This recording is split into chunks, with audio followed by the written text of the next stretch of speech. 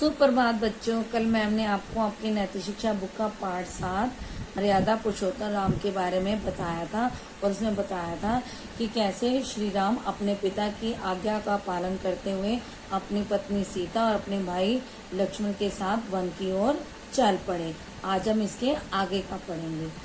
उनके वन जाने पर राजा दशरथ को इतना शोक हुआ, अर्थात इतना दुख हुआ कि उन्होंने अपने प्राण ही त्याग दिए।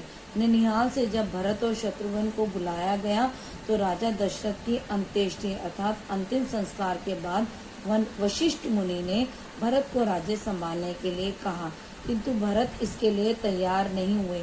वह श्री राम का वन में ही राज्य अभिषेक करके उन्हें लुटाने के लिए दल बल समेत चल पड़े। श्री राम जी उस समय चित्रकूट पर कुटी अर्थात कुटिया बनाकर रह रहे थे। लक्ष्मण अपने भाई और भाभी की सेवा में लगे थे।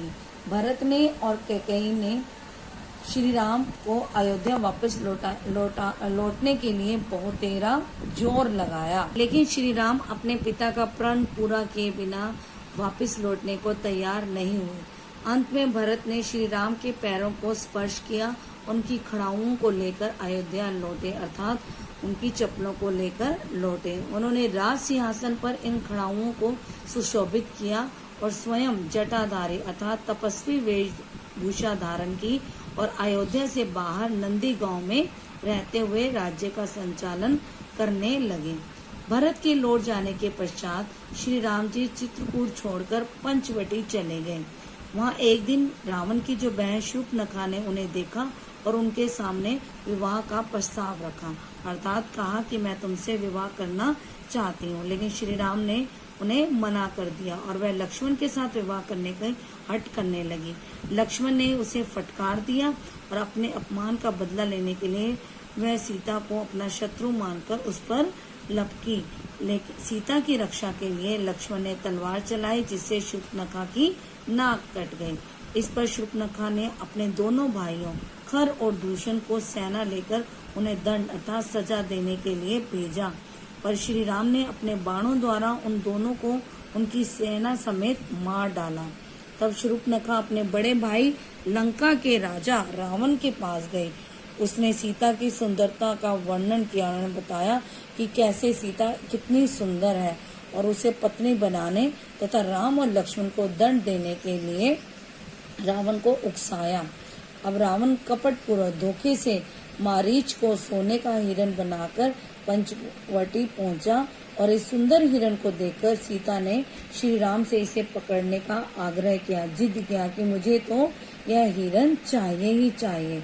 उसे पकड़ने के लिए श्री राम उसके पीछे चल पड़े और उस पर बाण चला दिया, लेकिन मरने से पूर्व मारीची ने श्री राम की आवाज में लक्ष्मण को रक्षा के लिए पुकारा।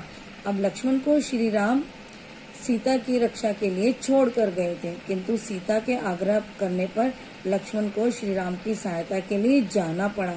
पीछे अकेले में रावण सीता को उठाकर लंका की ओर चल पड़ा। जटायु नामक वृद्ध तपस्वी ने सीता को रावण से छुड़ाने का पूर्ण प्रयत्न किया, कोशिश की, किंतु वह रावण के हाथों मारा गया। अब सीता की खोज करते हुए श्री राम अपने भाई लक्ष्मण सहित कहाँ पहुँचे? ऋषमुषक पर्वत पर पहुँचे। वहाँ उनकी हनुमान से भेंट हुई और उस पर्वत पर हनुमान के माध्यम से सुग्रीव के साथ उनकी मित्रता हो गई अर्थात दोस्ती हो गई। तो श्री राम ने बाली को मारकर किष्किंधा का राज्य सुग्रीव को दिया और उस राज्य का उत्तराधिकारी बाली के पुत्र अंगद को बनाया। सुग्रीव के सैनिक सीता की खोज के लिए चारों दिशाओं में गए, किंतु सीता जी का पता केवल हनुमान जी को ही लगा। उन्होंने श्री राम का संदेश सीता जी को तथा उनका संदेश श्री राम को दिया। वह आते आते रावण के पुत्र अक्षय कुमार को मार आए और लंका में भी आग लगाए। आप सबको पता है कि कैसे हनुमान जी ने अपनी पूंछ में आग लगाकर पूरी लंका को जला दिया था। लंका में पहुंचने के लिए सुग्रीव के सेनापति नल और नील ने समुद्र पर पुल बनाया। एक बार अंगद को भेज रावण को चेतावनी भी दी गई कि या तो वह सीता जी को लौटा दे अथवा परिणाम भुगतने को तैयार रहे, लेकिन रावण अपनी जिद पर अड़ा रहा उसने सीता को लौटाने से मना कर दिया, जिसका परिणाम क्या हुआ, जिस आप सबको ही पता है कि लंका युद्ध हुआ। एक एक करके रावण के सेनापति सेना समेत मारे जाने लगे। युद्ध भयानक था। मेघनाथ के बाणों से लक्ष्मण जी का जीवन संकट में पड़ गया था। उनकी मूर्छा, उनकी बेहोशी को हनुमान जी द्वारा लाई गई संजीवनी बूटी से तोड़ा गया। कुंभकर्ण तथा मेघनाथ के बाद रावण भी युद्ध में मारा गया और लंका का राजा श्री राम ने रावण के भाई विभीषण को दिया, जो रावण की दुर्नीति तथा अपमान से दुखी होकर युद्ध में पहले ही श्री राम की शरण में आ गया था। अब लंका विजय के पश्चात वनवास की अवधि पूरी हो गई थी, अर्थात 14 वर्ष पूरे हो गए थे। श्री राम जी सीता और लक्ष्मण समेत अयोध्या वापस आ गए। हनुमान जी ने उनके आने की सूचना भरत को दी, जो नंदीग्राम में तपस्वियों जैसा जीवन बिता रहा था। अयोध्या में श्री राम जी का स्वागत और राज्याभिषेक हुआ और श्री राम जी का राज्य आदर्श राज्य माना जाता है। श्री राम जी का चरित्र आदर्श पुत्र, श्री राम जी का चरित्र आदर्श पुत्र, आदर्श पति, आदर्श भाई, आदर्श मित्र तथा आदर्श राजा का चरित्र है। अर्थात उनके चरित्र में हमें इन सभी गुणों का समावेश मिलता है। उन्हें इसीलिए मर्यादा पुरुषोत्तम कहा जाता है।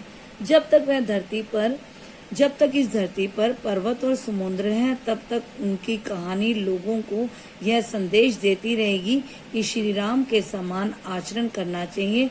हमें रावण के समान नहीं और उनकी तरह एक आदर्श पुत्र, आदर्श पति, आदर्श भाई और आदर्श मित्र का जीवन जीना चाहिए। तो आप सब भी इस पाठ को बहुत अच्छे से पढ़ना और कल हम इसके प्रश्न उत्तर करेंगे। धन्यवाद।